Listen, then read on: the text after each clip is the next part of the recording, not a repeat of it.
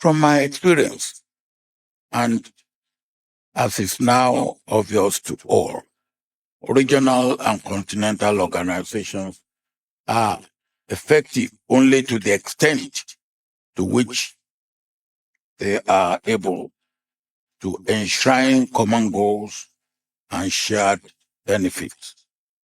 The ECOWAS story today is one which should serve as a reference point to all who are tasked with managing regional and continental organizations. As President of Nigeria from 1999 to 2007, I've had my fair share of interaction with ECOWAS to know that what is confronting the organization today is mostly a leadership issue. It takes great understanding of the issues confronting the West Africa sub-region to navigate the leadership of ECOWAS. From 1976 to 1979, I had the opportunity to run the affairs of Nigeria as military head of state.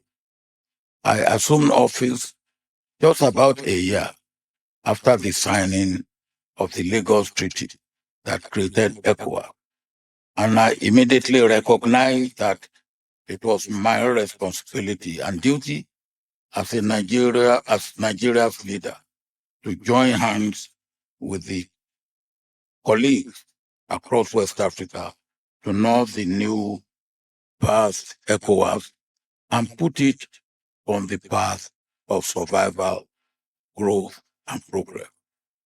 And let me tell this story. The treaty was signed in 1975, but nothing else was done other than the signing. We had to locate the, what do you call them? The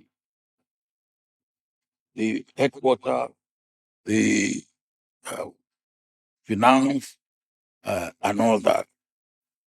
And we had a meeting. It was a long meeting overnight. We started from the morning and we went into about 2 a.m. in the night. And what was the problem? The problem was location of the headquarters.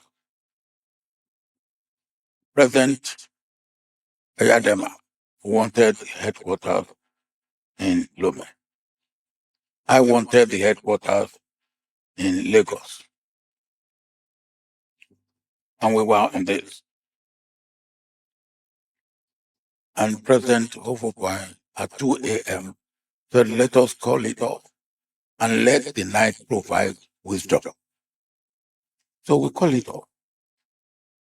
And then he came to my room and said, look, can't you agree that the headquarters should be in Lagos and the headquarters for the finance and all that, anything pertaining to money, should be in Lome? I said, well, rather than for us not to have agreement, I will agree to that. And then the following morning, President Obasanjo said, well, night has provided wisdom. Headquarters will be in Lagos and financial headquarters will be in Lome. And everybody clapped. And we got solution. Now, my early involvement with ECOWAS culminated in my appointment, as I said, as chairman of the regional bloc from 1978 to 1979. Indeed, it was a most challenging task building such a regional organization from scratch, but with the commitment, dedication, and support of all member states. We succeeded in keeping ECOWAS alive during those critical infant years of the organization. Had we, the leaders of the West African sub-region at the time, allowed our prejudices or our egos get the better of us, ECOWAS would have been stillborn, or would have been born and will have died within a few years of its birth. Even in those days, we were confronted with some of the challenges of today. Yet, as responsible leaders, we manage those challenges bearing in mind that shared prosperity, collective security, and common security and collective self-sufficiency were more beneficial than ego trips, muscle flexing, or grandstanding. We were able to reach compromises. I've given you an example, even on matters bordering on sovereignty of our country and on our individual national interests.